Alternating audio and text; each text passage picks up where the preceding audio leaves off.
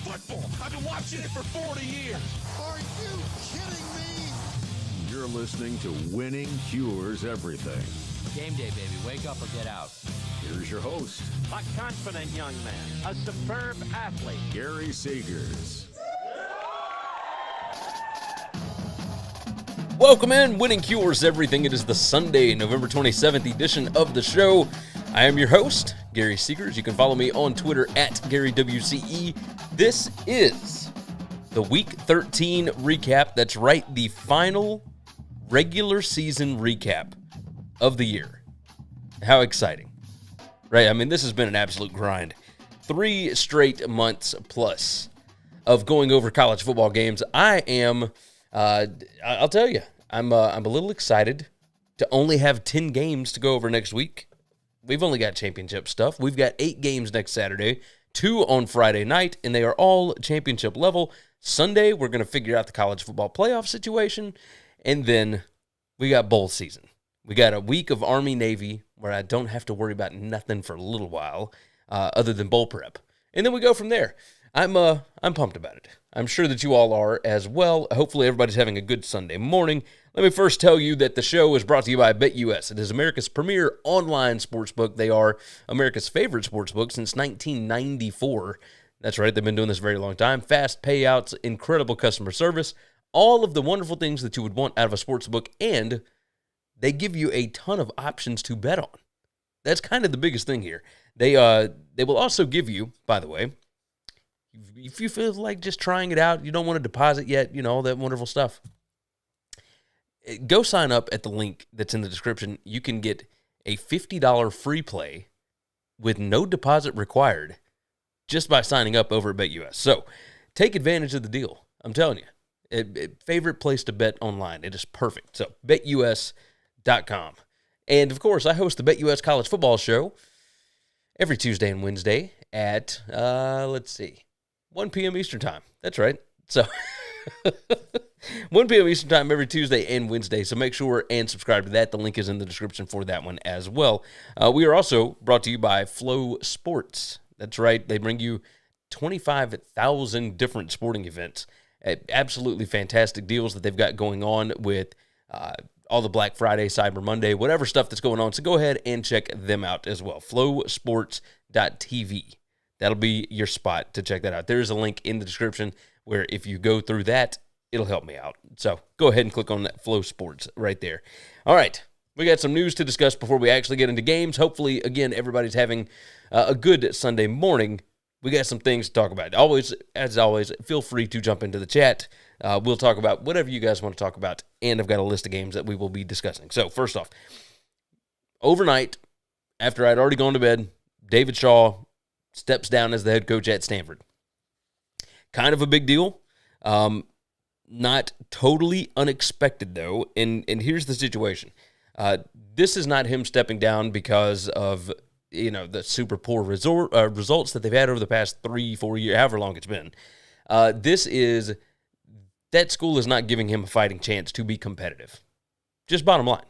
And it doesn't matter who they hire if they don't change the way that they go about not saying the academic side, but making it a little bit easier for players to be able to transfer in, to be able to recruit players. I mean, the biggest problem that they had was that December, early signing period.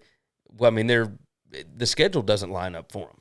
So they go on the quarter system, and it is strange for college football. So it's just tough to be competitive out there with all of the disadvantages that they currently have, right?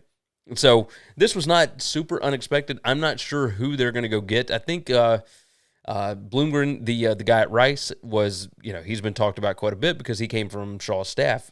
But the issue there is, he hadn't exactly lit it up at Rice. They had a pretty tight game with North Texas, but he didn't get the win, so now they're not going to a bowl. Maybe they'll bring him in because they know that he aligns with, their academic values, but I don't know who would really want the job. I'll tell you that. So we'll see what happens there. Next up, Matt Rhule was announced to Nebraska as the next head coach. And this is, thank goodness that all of this stuff broke, on Saturday when it did. Otherwise, we wouldn't have been talking about it right now. I would have had to have done another show. And I just do not have the time right now. But yes, Matt Rhule, former Carolina Panthers coach, former Baylor Bears coach, former Temple Owls coach, is going to be the new head coach at Nebraska. And this makes sense on so many different levels. He looks like a Midwest guy, right? And I understand that he coached in Philly and he coached in Waco, and then he went and coached in Carolina. But it looks like he belongs at Nebraska. So I think that this one, if they want a culture builder, they want all these different things, I think that this is a good spot for him. So I think that this is going to be okay.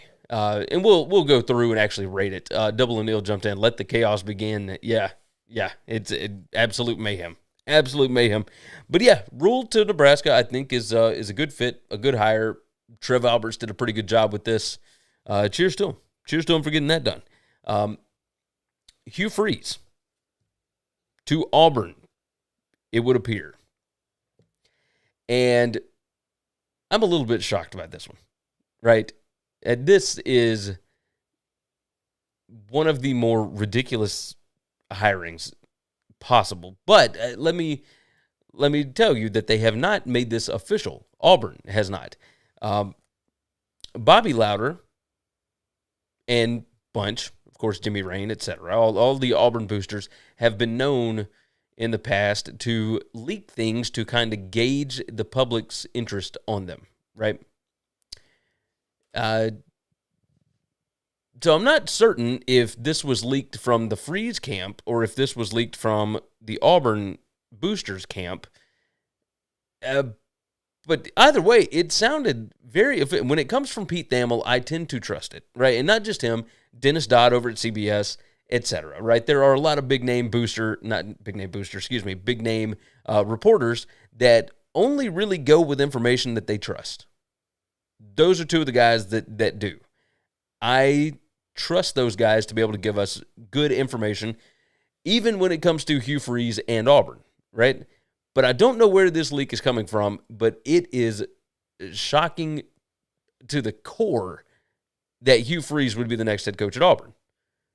Not just because of the way that things have ended this season at Liberty, with losses to UConn and New Mexico State. I mean, that was an absolute drubbing yesterday, but forget all of that. It's that you felt like they were up to something, and that John Cohen was going to be leading an independent set. He was the guy. This is his coaching search, right? If Hugh Freeze is the head coach, you know that that's not true. Like, there's no way that John Cohen is going to hire that guy.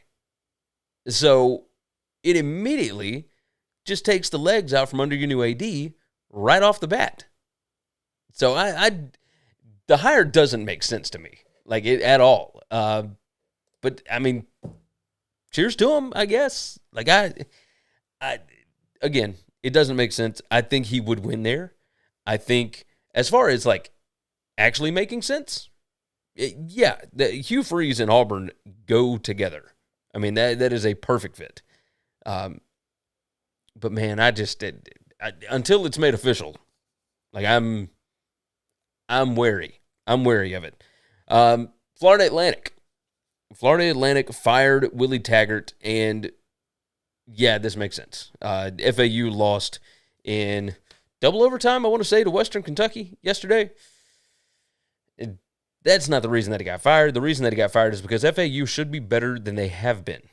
They have been atrocious on the road. They cannot get the offense sorted out. There's just a lot of issues with that team that they have not been able to get sorted since. Just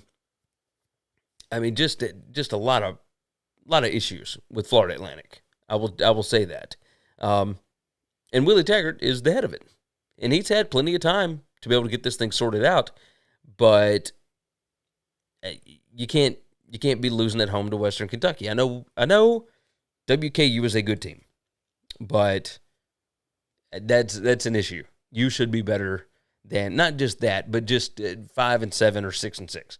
This should be a perennial 8-win team, sometimes 10 wins, sometimes 6, but not routinely 6. You've had plenty of time to build this thing. FAU needs something heading into the AAC. I will say that. Arizona State is hiring Kenny Dillingham, at least according to reports, and he is the Oregon offensive coordinator. He is young. I want to say he's like 32, 33 years old. This one's interesting. I understand that he's got ties to the state. I know that. He's got ties to the school. I know that. But Kenny Dillingham has only been an offensive play caller for 1 season at Oregon. And I believe, because Washington won last night, Utah is going to the Pac-12 championship game, not Oregon. Yes, Oregon's offense was good this year. Do we think...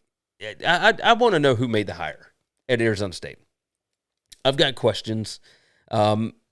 Sure, this could absolutely work out. Kenny Dillingham could absolutely get the talent in there to have an offense that just goes crazy, right? He's done magnificent things as a play caller at Oregon this year.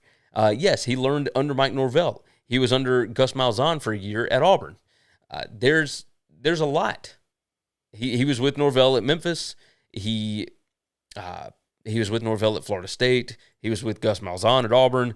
And then he gets his first, play calling duties at Oregon, and he's done good. He's done really good things. But man, he is really young. I'm sure that he's a great recruiter. I want to know about the ties to Arizona State. Like, does he still have all those? Does he know the right people to hire? And just a lot of questions, right? So I think it could work out really, really well for the offense. Curious about the defense. We'll see what ends up happening there. The last bit of news before we jump into the games, the Kiffin extension. It appears that Lane Kiffin is going to stay at Ole Miss for an 8-year deal worth $9 million per year. Every year after year 4 has to be covered by the private Ole Miss football group. And I forget what they're called, like Rebel Inc. or whatever it is. But this is strange because in Mississippi, they have a limit on the length of a contract that you can give to state employees. But they got around that by going through their private company. Interesting, right? That's the way it goes. So Kiffin, it appears, wanted to stay at Ole Miss because his family likes Ole Miss. And I was texting with Chris yesterday, and he said, well, there's probably something to the idea that Lane Kiffin's kids get to play around on the sideline at Ole Miss, and he probably wouldn't get to do that in any other SEC school. And, yeah, I guess I could see that. That does make sense to me. So, cheers to that. Lane Kiffin staying in Oxford on an 8-year deal. $9 million goes a long way at Oxford, Mississippi. I will tell you that. All right, let's get after it. We got games to discuss, and we're already 13 minutes into this thing. Game number 1. Michigan 45, Ohio State 23, and what an absolute drubbing this was. Look, Ryan Day, let that man talk smack about him last year, and then let him come into his own house and beat him by 3 touchdowns. There's questions here. There are certainly questions here. Let's go on and pull this thing up. Jim Harbaugh decided that he wanted to try out the NFL last year after beating Ohio State and couldn't get a job and lost both of his coordinators, lost several first-round NFL guys, lost several other NFL dudes, guys that graduated, etc., and changed over his quarterback, changed his running back, changed a lot of different stuff. This man walked in here without Blake Corum, who was a Heisman hopeful, and just absolutely beat Ohio State with a bag of oranges. It was absolutely absurd what they did in this ballgame from like the second quarter on. It's almost like they were hiding J.J. McCarthy's ability to throw the ball down the field. Like, that's the only explanation I got because this man went 12 out of 24, 263 yards, 3 touchdowns. Donovan Edwards, by the way, of course, because of the late runs and whatnot, 22 carries, 216 yards, and 2 touchdowns. J.J. McCarthy ran it 6 times. Blake Corum only ran the ball twice for 6 yards. Look, Cornelius Johnson was the dude, especially early. 4 receptions, 160 yards, 2 touchdowns. He had a 75-yarder. He had another long one as well. Loveland had a 45-yard touchdown.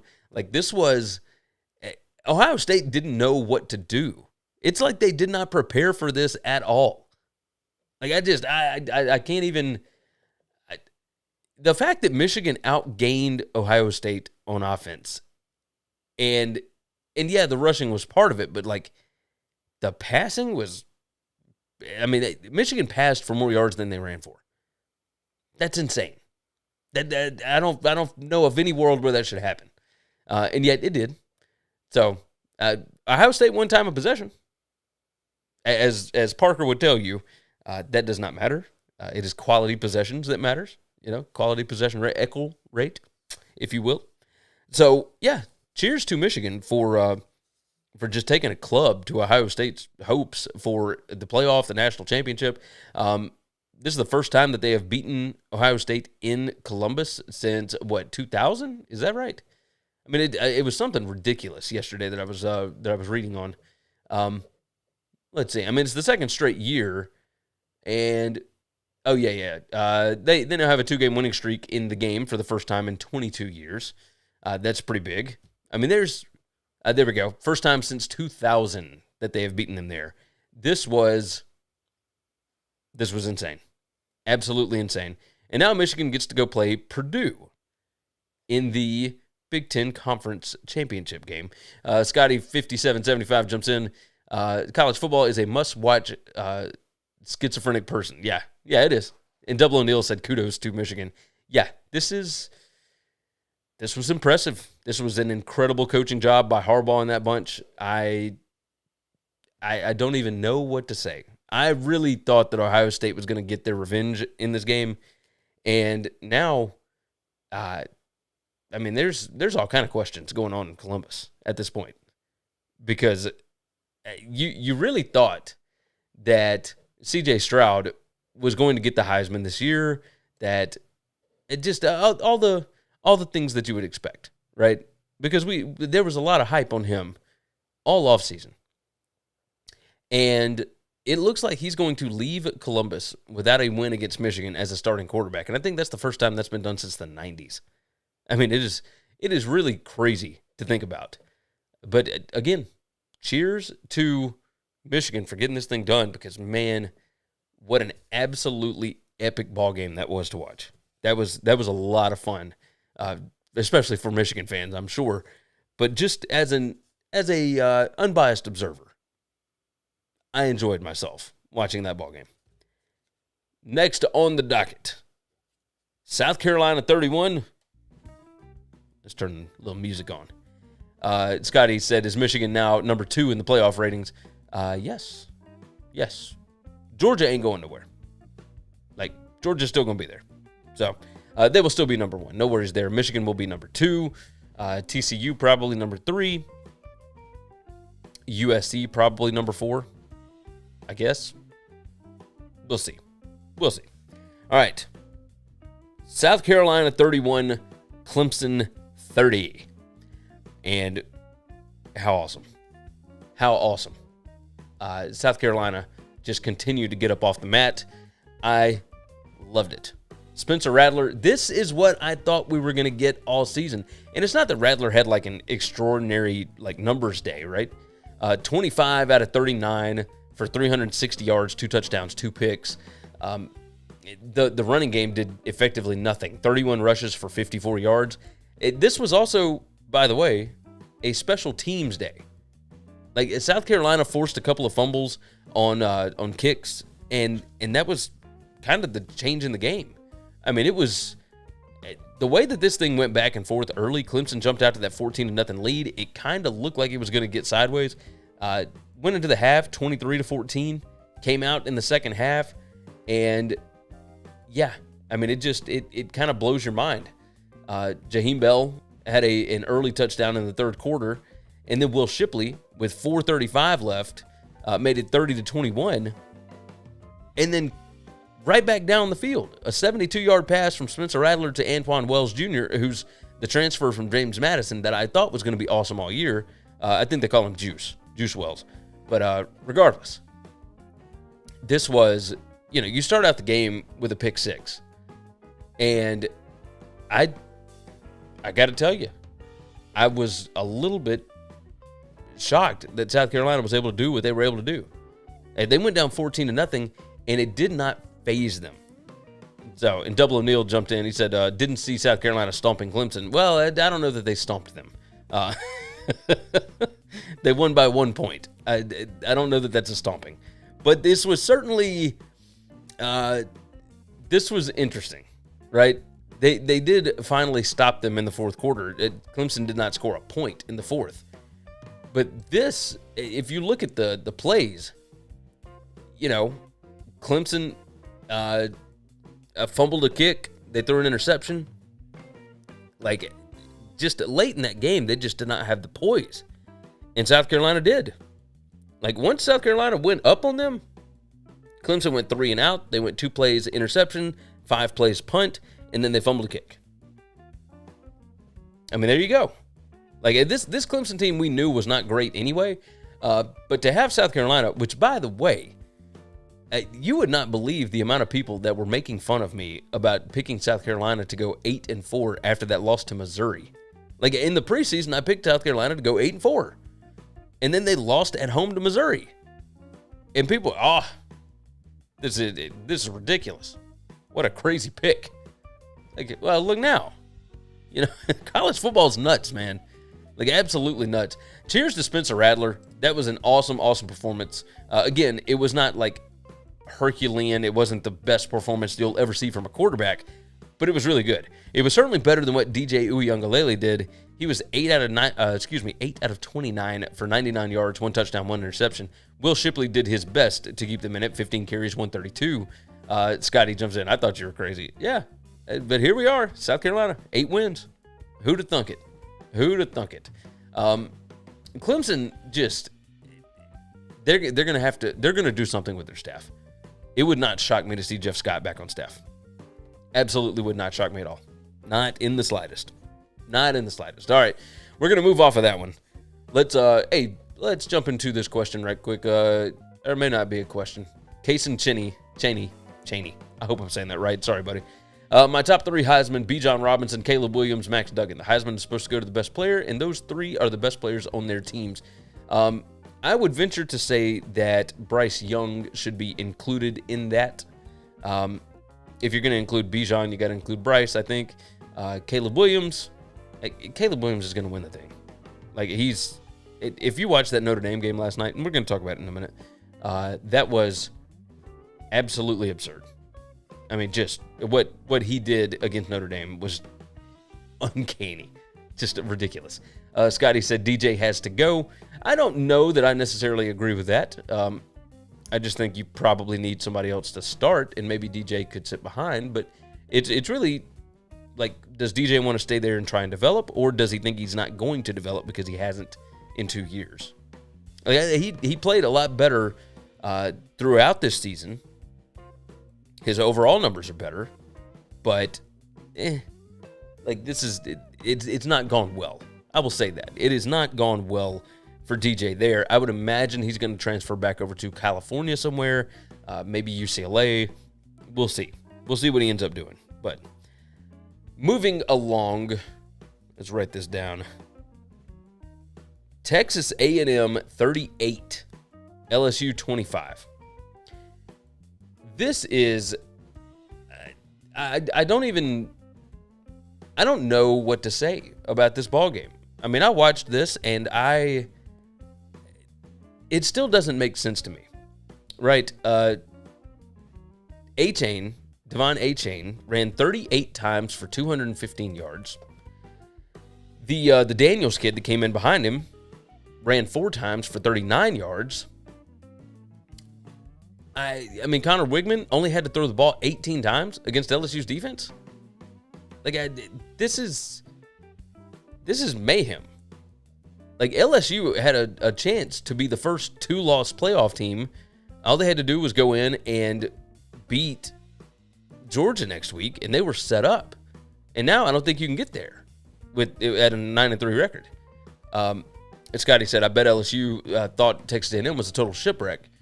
Well, yeah, and they were. I mean, Texas A&M was a train wreck, a car wreck, all of that tied into one thing. Like, they have been all season. But you still have to come out prepared to play the game. And they just didn't do that at all. Jaden Daniels, 21 out of 35 for 189 yards. He 12 carries, 84 yards. John Emery had 9 carries for 55 yards and 3 touchdowns. If the guy's averaging a touchdown every third time that he touches the ball, you should probably give it to him more than 9 times. Noah Cain had 11 carries, 48 yards. Like, and this is not me nitpicking on who they decided to run with, right? They still ran for 187 yards. The shocking part to me is that they did not slow down Texas A&M. A&M outgained them 429 to 384, and the way that this thing went late, I mean, it really should have been worse, right? Like, I don't know how, if you're Brian Kelly, you don't come out ready to go in this one. That's the issue that I got. I mean, this was 17-17, and you had that one fumbled touchdown.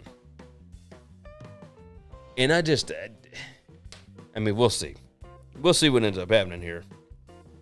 But cheers to Texas A&M. I mean, they got back to 5-7. This is something to hang their hat on. This was the Super Bowl for them because they do not have a bowl game to play for.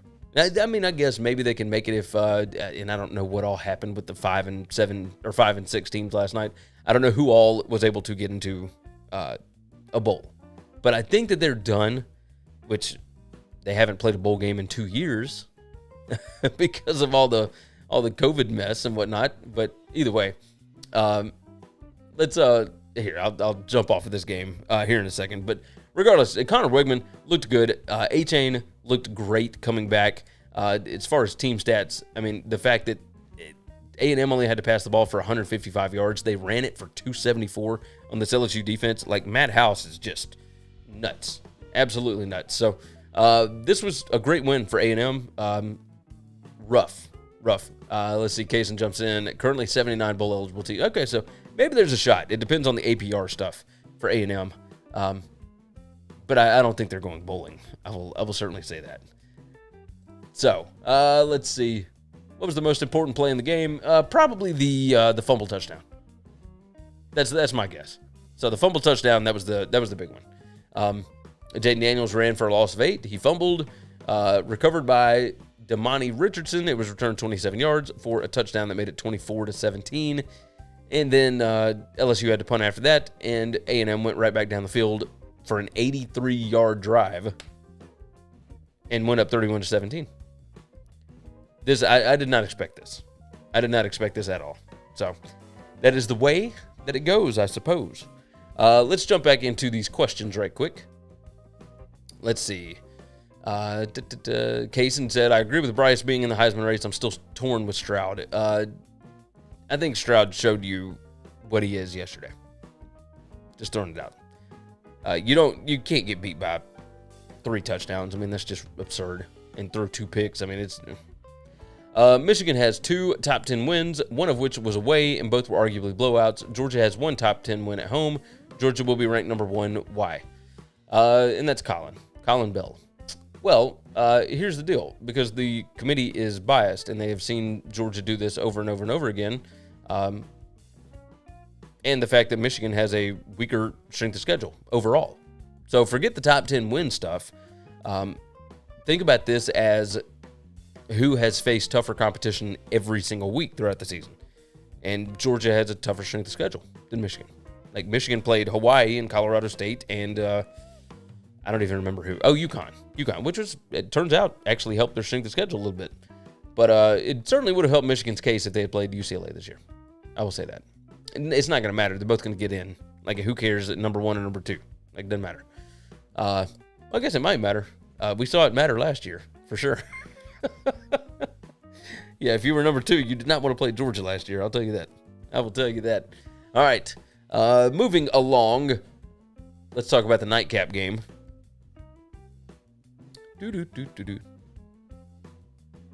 All right. USC 38, Notre Dame 27. And we're going to pull it up on the screen because I got to show you the difference between these two guys. But this was an absurd quarterback game, right? Like, if you had told me before the ball game that Drew Pine was going to be 23 out of 26 with 3 touchdowns and 1 interception, and that Notre Dame would lose the game by 2 scores, I'd have thought you were nuts. If you had just told me that Drew Pine at one point in this game was like 18 of 21 with 2 TDs, and even with the 1 interception, I would have said, well, if they're able to throw like that, there's no question that they were able to run the ball on USC, because everybody's been able to run the ball on USC.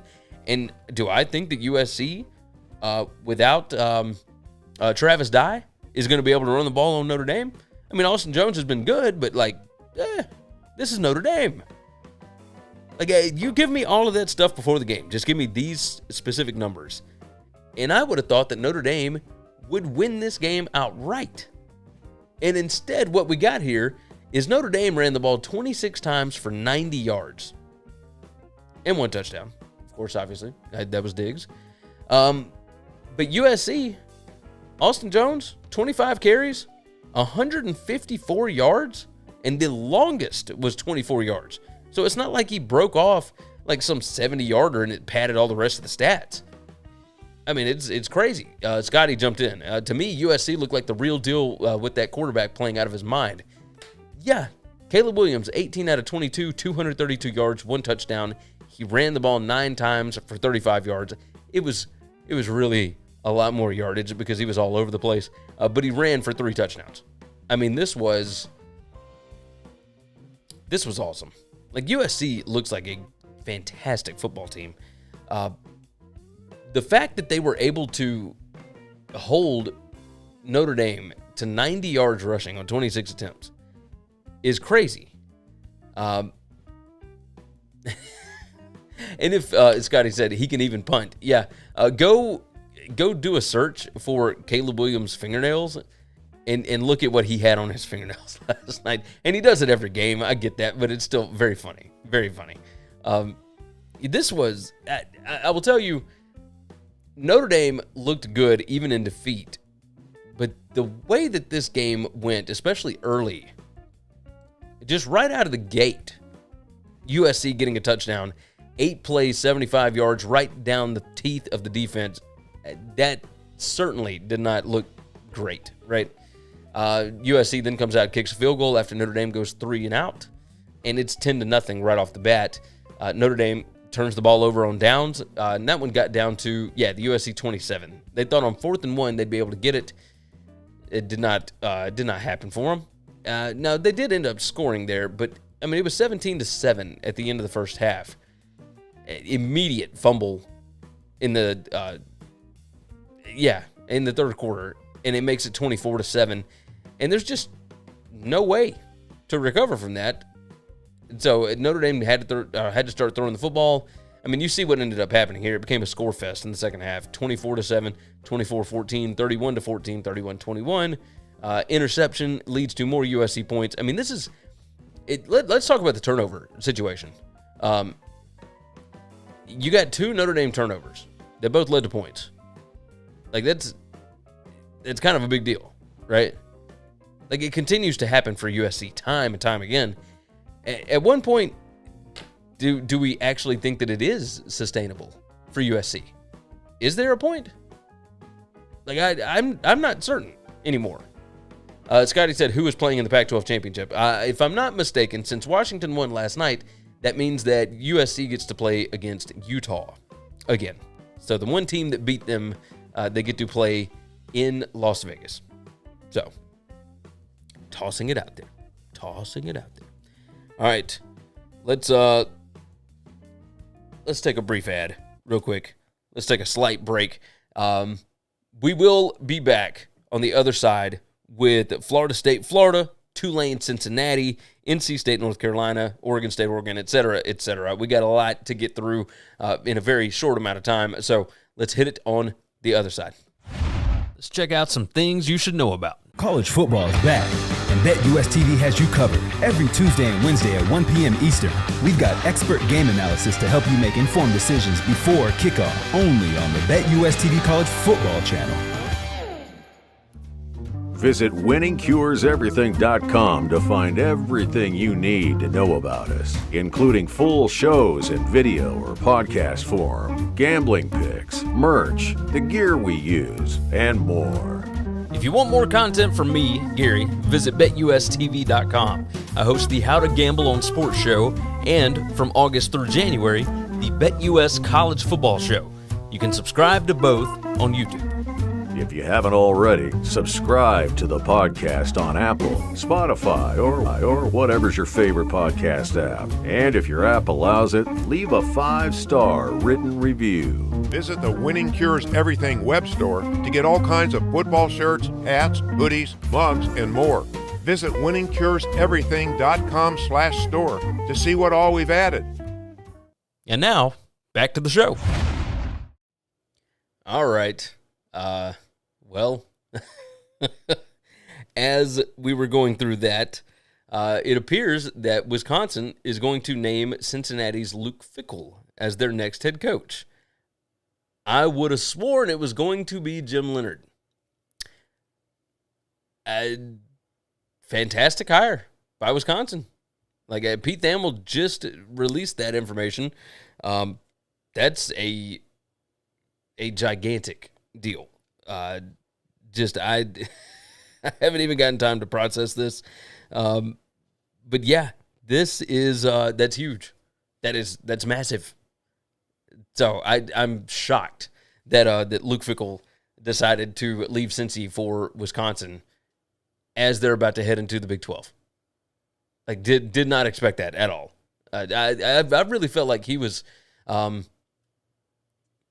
don't know. Let's see.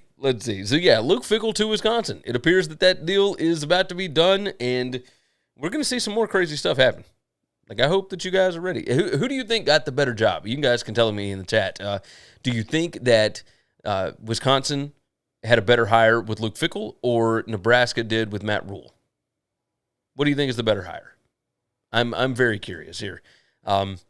Scotty jumped in and said Washington is playing so well, he was kind of shocked that Utah is going to the Pac-12 title game. That's the way it goes, though.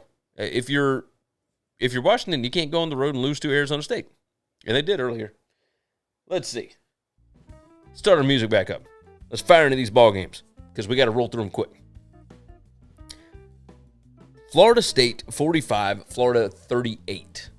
Now, this one, I'm just going to pull it up on our screen here. The numbers from Anthony Richardson. This man was 5 out of 7 for like 152 yards or whatever and 3 touchdowns at one point in this game, and he ended 9 of 27. Scotty thinks Nebraska got the better hire. Anthony Richardson is an enigma.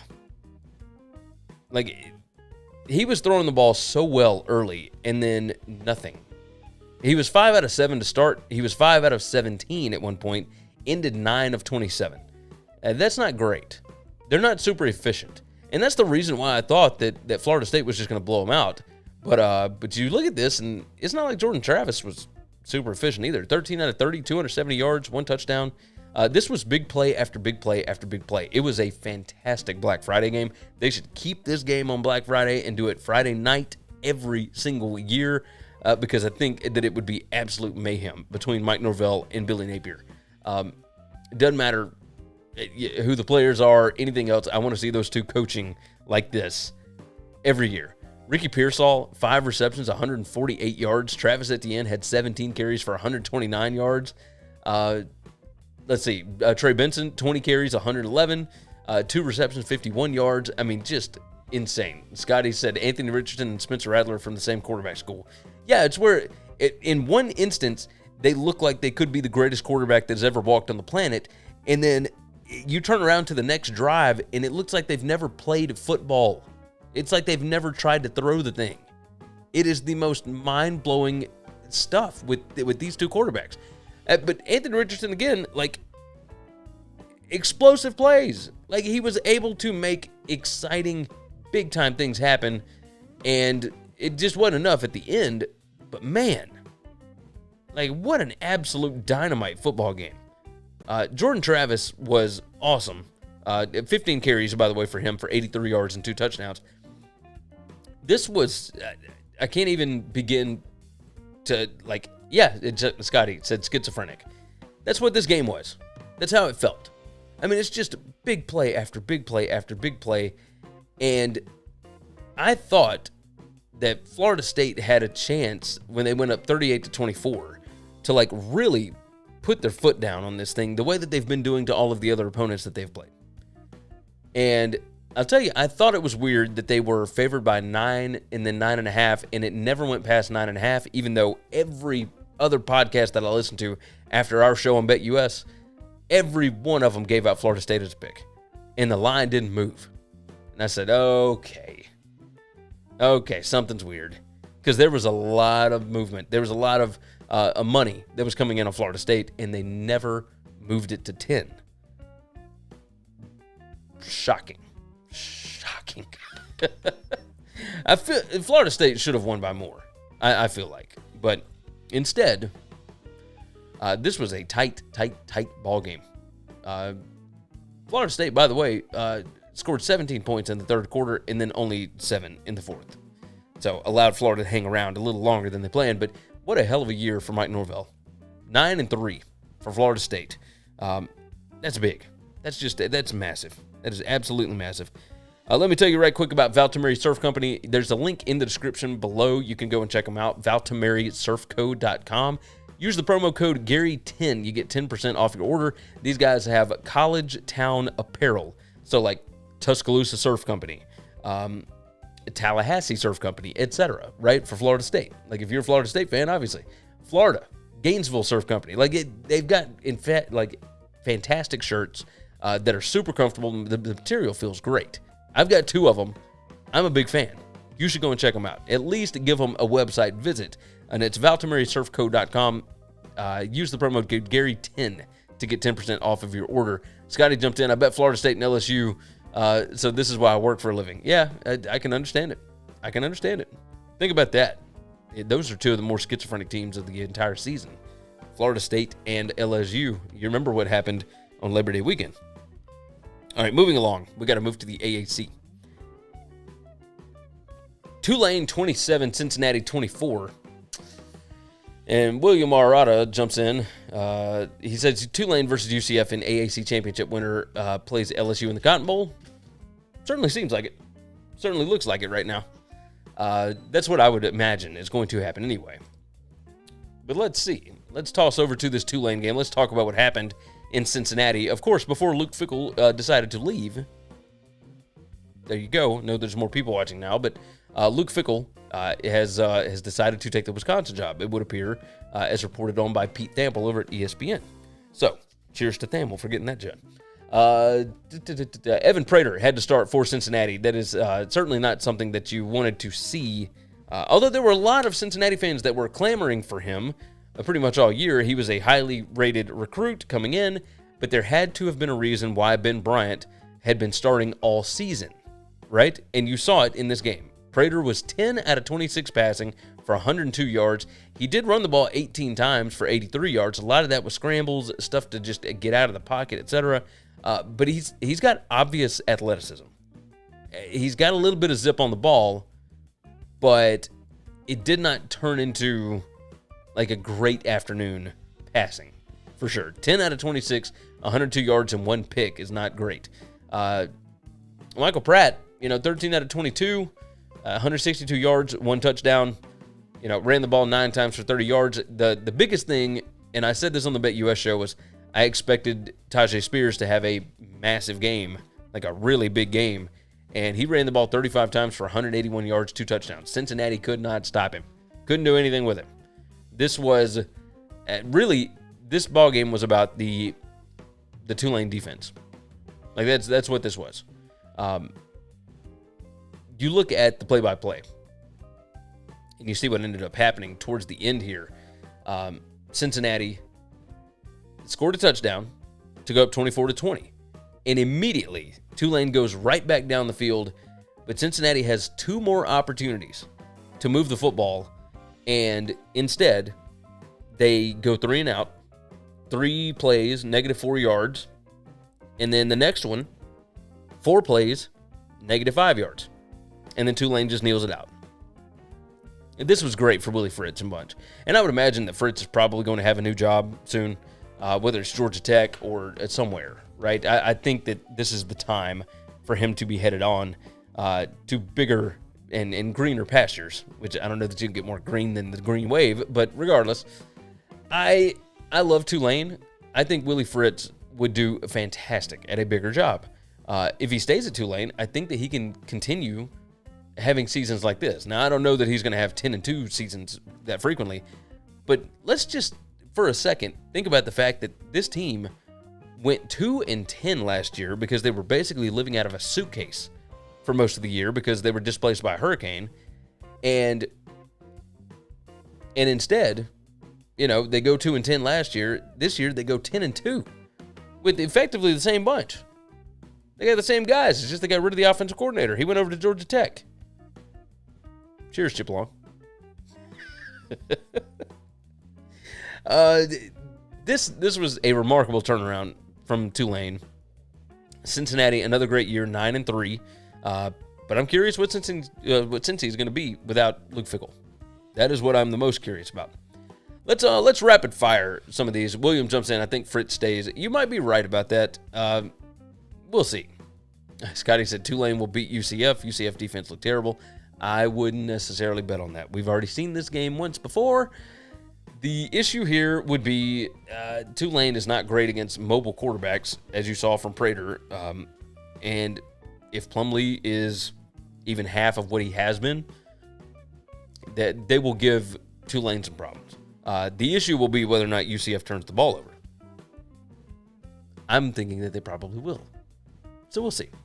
We'll see. I like this Tulane defense. I like them. I would think that they will probably win that game at home, and then they will go to the Cotton Bowl, and probably going to be against LSU. But if LSU loses the 4th game, I don't know what you do then. We'll figure it out. William jumps in. Plumlee is strong. He is strong. He is definitely strong. But we'll see what happens against Tulane. We'll see. He already had a good day against Tulane not that long ago. But regardless, let's move on. Let's move along. We got games to hit. We got to go rapid fire. NC State 30, North Carolina 27 in double overtime. Mac Brown loses his last 2 games of the season when, honestly, they had a shot at the playoff. Like a legit shot at the playoff if they had won their last 3 games. And it's not like they're all difficult competition, right? Like this is nuts. They had Georgia Tech, they had NC State, and both of those at home, and then they were going to play Clemson in Charlotte. And they could have gone to the playoff. And instead, this defense is just complete garbage again. Now, don't get me wrong. I feel like the offense should have done something here, right? Drake May was 29 out of 49, 233 yards, 1 touchdown, 1 pick. He ran the ball 14 times for only 32 yards. This defense for NC State actually stood up for most of the game until the 4th quarter, and North Carolina was able to come back and actually put some drives together, etc. But what I'm the most curious about is Finley, the 4th string quarterback for NC State, comes out and absolutely lights up this North Carolina defense. At what point, North Carolina is going to have to fire Gene Chizik? It's going to have to happen. And Scotty said Mac Brown not going for 2 said a lot. Yeah, you are 100% right about that. Take the ball game. You had the momentum. What are you doing? I get where he's coming from because he thought, okay, well, once we get into this situation, their 4th string quarterback is not going to be able to live up to what our offense can do. So, I trust our offense to be able to get it done in overtime. Well, why wouldn't you just trust your offense to get it done right then? Don't wait on the other team to make a mistake. Go out and take the ball game. Brian Kelly did it against Alabama. Like, that was the most perfect inopportune time to do it. So, let's see. William Arata says, Coach Brown, former Tulane coach, has built a culture at UNC. Losing to an in-state rival happens. Agreed. But what I'm saying is he didn't just lose to an in-state rival. He said, hint, hint, LSU. Yeah. It's... Well, that would be something if we end up with the Tulane and LSU in the Cotton Bowl. My God, nobody in Baton Rouge wants to deal with that. I can guarantee you that. So Finley, the fourth-string quarterback for NC State, goes 27 out of 40 for 271 yards and 2 touchdowns. And he basically outplays Drake May. Like, that's the thing that absolutely blew my mind here. That he outplayed Drake May. Like, once we got down into the fourth quarter, like, you had an interception that led to a short field for NC State to throw, gather my thoughts here. You threw an interception in the fourth quarter that led to a short field for NC State to go down and score. It was 3 plays, 29 yards. And then you were able to go 15 plays in 75 yards, just right down the field, and score a touchdown and not go for 2. And that's the issue that we've got right now is, why would you not go for 2? Why are you playing to let the other team make a mistake when you're the team that's been making the mistakes all day? That's the problem. And then leaving it in the hands of a college kicker that had already missed one earlier in the day. I don't even know why I'm getting fired up about this. I'm not a North Carolina fan, but it irritates me to see stuff like this happen, because you know that they should be better than this. And they were able to win other games this year by outscoring and doing all those kind of things, by being aggressive. And it's like they decided not to be aggressive anymore. Just really, really nuts to think about. So cheers to NC State. Dave Doran, fired up. Everything is right in the world when NC State is 8-4. Even though college football may be all crazy and all that, at the end of the day, NC State is right back at 8-4. That's the way it goes. 82 Atlantic jumps in. Oregon blowing a 21-point lead in the fourth is one of the worst choke jobs I've ever seen.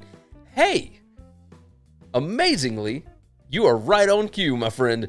Let's jump in with Oregon State 38, Oregon 34. What a fantastic time for you to hop in with that one. I mean, just awesome. This was, I got to tell you, I hadn't seen many of these, right? Like, I hadn't seen, Bo Nix played well in this game, okay? He was not awful. The running game was pretty good. Oregon State did a pretty good job of slowing them down. Let's go and pull up the stats. Oregon State ran the ball 43 times for 268 yards and 5 touchdowns, and it didn't matter who was running the ball. Like, this was nuts.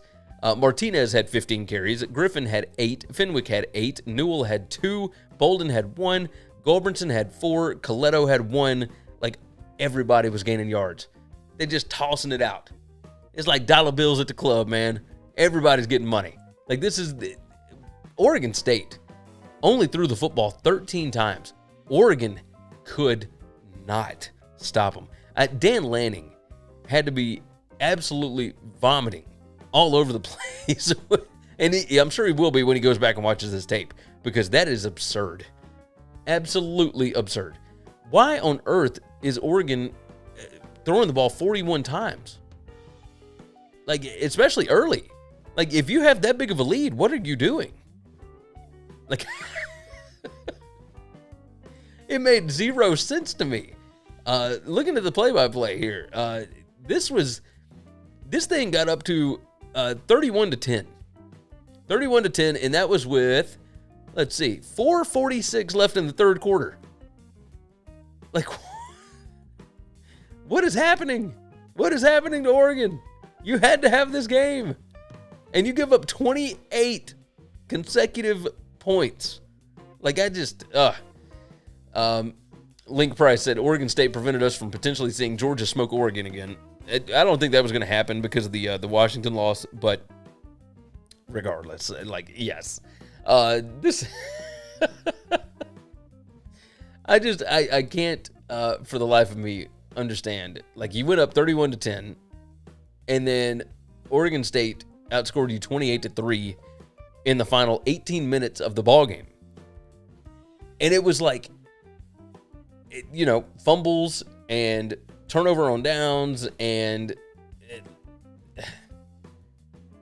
I don't know why. I don't understand what Oregon was doing. They went up 34-17 on a field goal, and immediately Oregon State comes back down the field after a kickoff return, 3 plays, 36 yards, touchdown, right? And then Oregon runs a minute off the clock, and it's 34-24, and they give the ball back, 2 plays, 2 yards, touchdown, 34-31. And then Oregon, they're at their own 29-yard line, and you've got a lead. Why would you go for it? I understand, again, being aggressive. It's a whole different deal, right? We talked about this with Mac Brown just in the last game. Why? What is the point? Kick the ball back to him. I understand that you don't think you're going to be able to get a stop, but at least make them, do that. I get where he was coming from. I understand it. But, man, you got to do something. You can't be doing this. This is absurd. Absolutely absurd. 82 Atlantic jumps in. Since it won't be Texas, is Oregon the leading favorite for Quinn Ewers? No, I don't know who is going to get Quinn Ewers. I don't think it will be Oregon, right? So I don't think Quinn is leaving. I think Quinn is going to be just fine. So he'll stay. He will be the starter for 1 year, and then we'll move on from there. So it'll be good. So yes, Oregon falls to 9-3. Oregon State rises to 9-3. What an incredible coaching job by Jonathan Smith. Just awesome. Jonathan Smith is great. Absolutely great. And if he doesn't leave for another job, it'll be an absolute miracle for Oregon State. Absolute miracle. Scotty said, please don't talk about Kentucky or Louisville. It was pitiful. Actually, I don't have that on my list, but I was going to at least hit on it. And so, let's do this. Let's do this. Mississippi State 24, Ole Miss 22. Let's talk about that one. And I've got to write my times down, but it appears to me that I'm running out of time today, so I'm going to have the time that I want. Mississippi State 24, Ole Miss 22 in the Egg Bowl. And this one, of course, was overshadowed quite a bit by all of the mess that was going on with Lane Kiffin and whether or not he was going to take the Auburn job, etc. There was all these distractions for the Ole Miss football team. At the end of the day, the issue is that Ole Miss was not able to run on Mississippi State. These two teams, Mississippi State outrushed Ole Miss. That's how ridiculous this was. And Ole Miss threw the ball better than State did. So Jackson Dart, 30 out of 38, 250 yards, 2 touchdowns. Will Rogers, 27 out of 39, 239 and 2 touchdowns and 1 interception. But you look at the rushing numbers, and State ran it 37 times for 97 yards. Ole Miss ran it 39 times for 78 yards. But Ole Miss had no touchdowns on the runs. This was an incredible back-and-forth game that was a lot of fun to watch because it felt like Ole Miss, when they went up 16-7, it felt like they have got this one, right? That's how the ball game is, right? They're just going to run over. They're able to throw the ball as well. They're being successful everywhere. And then it just stopped. Neither team did anything in the third quarter. You get to the fourth quarter, and it was just a different ball game. State is the better team. So, touchdown for State, made it 24-16. Ole Miss fumbles. Mississippi State fumbles immediately. Ole Miss drives 15 plays, 99 yards. The fact that Mississippi State was about to score and fumble the ball, and Ole Miss was lucky enough to get it, and then take that thing all the way back down. They missed the 2-point conversion. It was crazy. But this is what the Egg Bowl should be. And it should be every Thanksgiving because it is fantastic. And I don't mean that in any offense to the State or Ole Miss fans. I just feel like this game should always be on Thanksgiving because it's always exciting. You can tell that there's real passion here. So let's chat on one more game right quick. You know what? Let's do Alabama 49, Auburn 27. So Robbie Ashford, 11 out of 23 passing, 77 yards, but his deal was 17 carries for 121 yards. Alabama could not slow him down on defense, and that was incredibly irritating for an Alabama fan. Jarquez Hunter, 11 carries for 134 yards. Like, 82 Atlantic jumps in. Was it wise for Auburn to hire a coach that lost to both UConn and New Mexico State? I don't think that hire is official just yet. I don't believe I'm watching my Twitter feed to see when stuff is going to break, but I have not seen it break yet. Actually, no, never mind. All right, this is all still Fickell stuff. So Fickell to Wisconsin. Yeah, that's weird. That's weird. Nothing. Okay. So, regardless, we don't know that Freeze is official as of yet. Auburn and Alabama, Bama could not stop them from running the football at all. 43 carries, 318 yards rushing, 2 touchdowns. And yet, it was not enough because Bryce Young is Superman. 20 out of 30, 343 yards, 3 touchdowns, 1 interception. He ran the ball 5 times for 48 yards and a touchdown. Jahmyr Gibbs ran 17 for 76. Jace McClellan, even though he got injured in the first quarter, had 11 carries, 44 yards. Like, it was a pretty good day at the office for the running game for Alabama. 34 carries, 173. It was not what Auburn's numbers were, but Auburn is effectively turned into an option team. Basically. Link said Alabama destroyed Auburn. That game was a 2-touchdown game in the fourth quarter. Like, it was tight. So, if Auburn had not turned the football over in the first half, it would have been much tighter. So, Williams said Cadillac should get a shot. I don't know about that. Cadillac doesn't even have experience as a coordinator. Like, you're going to lead, or you're going to get him to lead basically a hundreds of millions of dollar business. Like, let's just hold up. He'll get a chance eventually, and he'll probably get a chance to stay on his OC with whoever it is. Link said it was a 2-touchdown game almost all game. That's what I'm saying. Like, I don't think they destroyed them. I don't think Alabama destroyed Auburn at all. Like, I think that this was a tight ball game that came down to basically a couple of turnovers. Like, that's effectively the situation. Like, you see in the second half, I mean, it was 14-13, Alabama. Like, that's it was the second quarter that really did it here. So, but instead, you know, we get a 22-point game that I think that's where the line actually was, like where the spread was 22. Like, you got to feel for those people. All those people that ended up betting Auburn at like plus 21.5. Yee, that's got to sting. That one's got to sting. But that's the way it goes. Let's hit. You know what?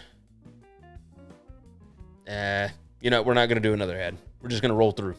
We're going to roll through. William said, off topic, if 3-loss LSU beats Georgia, could happen. Still in playoffs. Tulane 1998 still stings. No. LSU with 3 losses does not get into the playoff. Like, no chance. But Georgia will still get into the playoff, even if they lose to LSU. I would almost guarantee that. Guarantee. Let's see. I was going to do these two as like separate games, but we're not going to do segments for these. Let's start chatting. Let's figure this out. Missouri 29, Arkansas 27. This was a fun ball game. Brady Cook was pretty awesome in this game. 16 out of 26, 242 yards. The biggest thing for me was that this man ran 18 carries for 138 yards. Like, that's awesome. Schrader ran 18 times for 87 yards and 1 touchdown. Rocket Sanders, only 10 carries, 47 yards. KJ Jefferson, 19 carries for 38 yards. that Missouri defense has been awesome. Awesome. I mean, it's just absolutely fantastic. I like what they're doing. I really like what they're doing. So Missouri, cheers to them for getting to a bowl game. Arkansas drops to 6-6. Missouri rises to 6-6, and they are going bowling this year. And I'm sure that they are excited about it. So next up, and I'm gonna get to this question here about ECU and Temple in just a second. First, did I see somebody ask something about Washington? No, I did not. I don't know what I was thinking. All right, so Washington 51, Washington State 33. Write my time down here, of course. So Washington last night absolutely demolished Washington State in the fourth quarter, and this is exactly what I thought was going to happen, right? Because I believed that Washington was going to get revenge, and eventually that defense was going to break down, but they were going to get revenge for the whole situation that happened last year, where Washington State went onto the field in Seattle. They stormed the Huskies field and planted their flag, and the students were just going crazy. The Washington State students were going bonkers. And this year, Washington returned the favor. It scored 16 points in the fourth quarter, unanswered, to win this game 51-33. It was 35-33 heading into the fourth quarter. Cheers to Michael Penix, because it was awesome. I mean, this was just a fantastic season for him. In this ballgame, 25 out of 43, 485 yards with 3 touchdowns and 1 interception. Talapapa, which I never know how to say his name because I've always got the Washington game on mute because my family is asleep by the time they play. But 13 carries, 126 yards, 1 touchdown. Like, this was awesome. The amount of yardage at 7:03 that they put up on this Washington State defense. Jake Dickert, everybody said Washington State would be able to slow them down. Did not appear to be the case, because Washington absolutely stomped a mud hole. I mean, it was ridiculous what they were doing to that defense, and it finally went over fine towards the end. But man, what a fun situation for Washington there. All right, let's roll through some more of these very quickly, since it is the last one to end the season. Let's see. Let's move to the Big Ten. Oh, no. Let's answer questions. You know what? I'll talk about the other ones on the show later on in the week. How's that? Link Price said LSU and Georgia is meaningless as far as the playoffs go. This is true.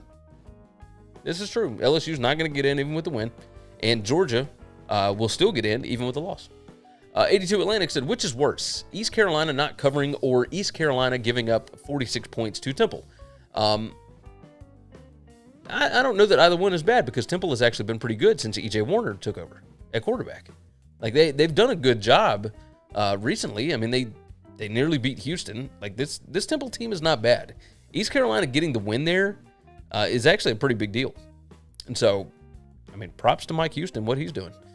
Link Price, Alabama-Auburn only felt like it was a 2-score game most of the game because I quit watching shortly after.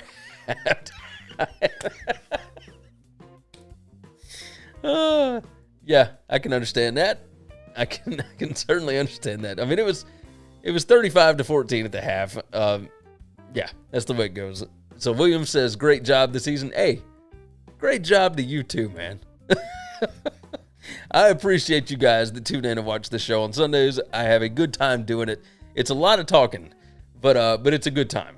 It is certainly a good time, and I will continue to do so as we move on into bowl season, etc. We are going to finish this thing out, do it the right way, all of that good stuff. But man, it has been a long, difficult season, and I'm excited that we're going to keep doing this. So life will continue on. Everything will be good. But yes, what a night. What a night. Let's go through right quick the last little bit. 82 Atlantic, where will Dion be coaching next season? I mean, all signs are pointing to Colorado right now, right?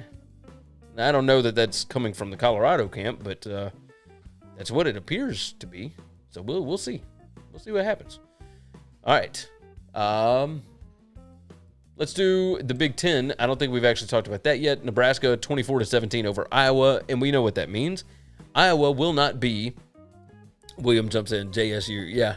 Deion will probably be at Jackson State next year, I guess, but who knows. Nebraska 24-17 over Iowa. That means that Iowa will not be in the Big Ten title game. All they had to do was beat lowly Nebraska, who was only 3 wins when they were coming into this game, and they couldn't beat them at home in Kinnick. Ridiculous. So, with Iowa losing, that meant that Purdue had an opportunity here, and Purdue, all they had to do was beat Indiana, who is another 4-win team, and yeah, Purdue is going to go play Michigan now. So cheers to the Big Ten. Minnesota, big win over Wisconsin, 23-16. Wisconsin chose to hire Luke Fickell instead of Jim Leonhard. I'm a little shocked that Fickell took the job, but Leonhard, who knows where he's going to end up. I mean, there ain't no telling. But what they were doing in that ball game, I just have no idea. Illinois just stomped Northwestern. Northwestern beat Nebraska to start the season and then lost every single game after. That's insane. Maryland gets their 7th win of the year, just a blowout of Rutgers 37-0. Penn State kind of put it on to Michigan State late. That one got a little tight, but they were always the better team. They're 35-16. Penn State wins over Michigan State. And we already talked about Michigan and Ohio State. What was next? Big 12. Oh, yeah. So we got to talk about the conference title game there. So on Friday, Texas beats Baylor 38-27. That is a big deal because that means that Kansas State has to win against Kansas, and they come out guns blazing in the first quarter and win that first quarter 23-7, 82 Atlantic. Northwestern is winless in the USA this year. It's true. They only won that game in Ireland. That is correct. Kansas State won 47-27. Kansas, finishes the year 6-6. So they are going to a bowl game. That is certainly good. This is a step in the right direction. They signed Lance Leipold to an extension. I think they will continue to get better. But Kansas State now 9-3. They get to go play against TCU for this Big 12 title game. It's kind of a big deal. Texas Tech gets a win over Oklahoma. That means that the Sooners finish 6-6 this year, 51-48 in overtime. That is just a huge letdown for Oklahoma fans, and I'm curious to see what they're going to end up doing this offseason. Will they make changes or will they just stay status quo and try and build on what they got? I'm very curious. TCU 62-14 over Iowa State. Just absolutely beating on that one. ACC, we have talked about most of these. Georgia did beat Georgia Tech 37-14, just a drubbing in that game after the first quarter. South Carolina 31-30 over Clemson. We did talk about that. Oh, yes, Kentucky 26-13 over Louisville. I know Scotty didn't want to talk about that one, but look, this is exactly what we thought it would be. All the numbers said that you should bet Louisville in this game. Bottom line, the talent won out. Kentucky has more talent than Louisville right now. Just bottom line. Link said West Virginia beat Oklahoma State. Yeah, I don't know. Let's talk about Neil Brown for like 2 seconds. Is he going to keep his job? I don't know that they want to fire him. I can't figure that situation out. Link said Miami is not bowl eligible. No, they are not. They are absolutely not. They are 5-7, and they got absolutely drubbed at home by Pittsburgh, which is crazy. Let's see. William said Kansas State will be a test for the TCU offense. That's true. That is true. Kansas State, healthy quarterbacks and whatnot, they will be very difficult for TCU, I think. Duke gets a win over Wake Forest, completing another gigantic turnaround, and maybe the biggest P5 turnaround that we've seen. But they go from, I think it was 3-9 last year, or it may have been 4-8. And Mike Elko takes them to 8 wins in his first year. Gets a win over Wake Forest, 34-31. This is a big deal for Duke. So cheers to them for getting that W. Syracuse, by the way, 32-23. They stopped the schneid a little bit, stopped the slide, where it's 32-23 now. Yeah, at 7 wins, maybe Dino's safe. We'll see. Link says TCU and USC will lose their championship games. I don't know about all that. Although it would absolutely blow a lot of things up, I'll tell you that. So I don't know. TCU would probably still get in at this point. They went 12-0. They'll probably still get in. All right. We'll hit the Pac-12 right quick. Oh, let's do the Sun Belt. Let's do the Sun Belt right quick. That's the one that I really want to hit because this one went crazy. 82 Atlantic said, I said last month in the chat that South Carolina could go 9-3, and I was off by one game. Yeah, no, I said in August that they would go 8-4, and people thought I was nuts. So I understand where you're coming from. Like, this team should have been this good all year. They shouldn't have lost to Missouri. They shouldn't have lost to some of the other. Florida. That was just abysmal. All right, so Sun Belt. James Madison wins 47-7 over Coastal. Jamie Chadwell, I think, is going to take the Georgia Tech job. I think. I mean, it could be Willie Fritz. I don't know. Georgia Tech that's a weird situation. But we'll see. So Coastal is still going to the Sun Belt Championship game, but who are they going to play, Gary? Well, South Alabama beat Old Dominion, so that got them to 10-2 and 7-1 in the conference. However, they needed Troy to lose to Arkansas State, and Arkansas State was up in this game. They were up 19-14 going into the fourth quarter, and the Red Wolves gave up 34 consecutive points in the fourth quarter to lose that game 48-19, and that was at home. That was absolutely at home. So, Louisiana got to bowl eligibility. App State did not because they lost to Georgia Southern in overtime. Georgia Southern gets to go to a bowl and App State does not. So in a year where App State goes to Kyle Field and beats Texas A&M, they still do not even make a bowl game because they've got 2 FCS wins. Only one of them can count. Let's see, 82. No, Link Price said they've been trying to find a reason to exclude TCU all year. Well, maybe. We'll see. All right, let's stop the music. Let's go on and end this thing. I've got to roll. You guys have been absolutely fantastic. What a wonderful regular season. I'll be back next week with Championship Week and whatnot. I don't know if I will be live because I will be in New Orleans next week. But we will check it out. We will see what we can do. But this live show has been a lot of fun for me this season, and it hopefully has been a lot of fun for you guys as well. Thank you for being a part of it. Go over to BetUS. Go to the BetUS College Football Show. Go check out Valtameri Surf Company. Check out Flow Sports. All of that stuff is linked in the description. But I'm going to go ahead and head out of here. You guys have been fantastic. Take care of yourself. Take care of each other. And hopefully, all of your tickets cash this week. Thanks for listening to Winning Cures Everything. Make sure and subscribe on YouTube or your favorite podcast app. And make sure to leave a nice 5-star review.